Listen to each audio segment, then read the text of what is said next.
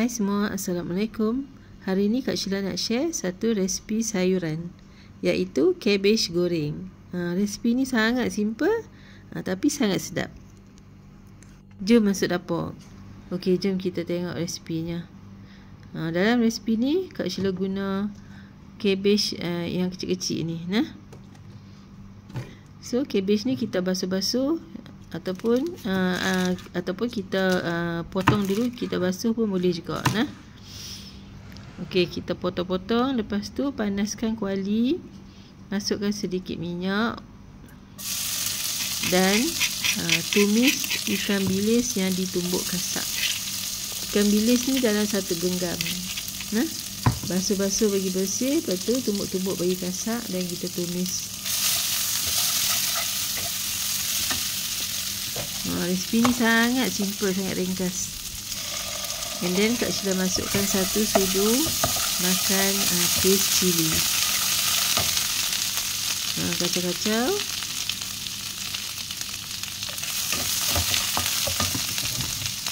Kemudian Kak Sheila masukkan sedikit carrot. Carrot ni Kak bubuh untuk add colour lah untuk sayur ni. Carrot ni dalam setengah batang je lah. Kalau carrot yang kecil, kita bubuh 1 batang. Yang ni carrot ni besar, Kak Sheila bubuh setengah saja. Kemudian masukkan sedikit air supaya dia tak hanyut.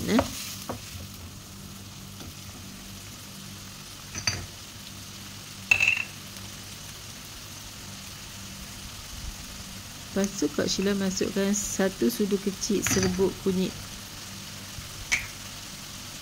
And then Kak Sheila add garam. Garam ni secukup rasa lah, sikit saja. Tak payah buh macam-macam. Buh ikan bilis, garam, kunyit sikit. Dah okey dah. And then Kak Sheila masukkan 1 sudu makan sos tiram. Lepas tu kita kacau-kacau. Air ni pun dekat nak kering kan. Lepas tu boleh masukkan cabbage. Cabbage ni sedap, rasa macam manis-manis tu.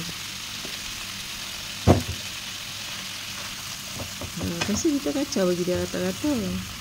Kalau dia terlampau kering, kita tambah air sikit.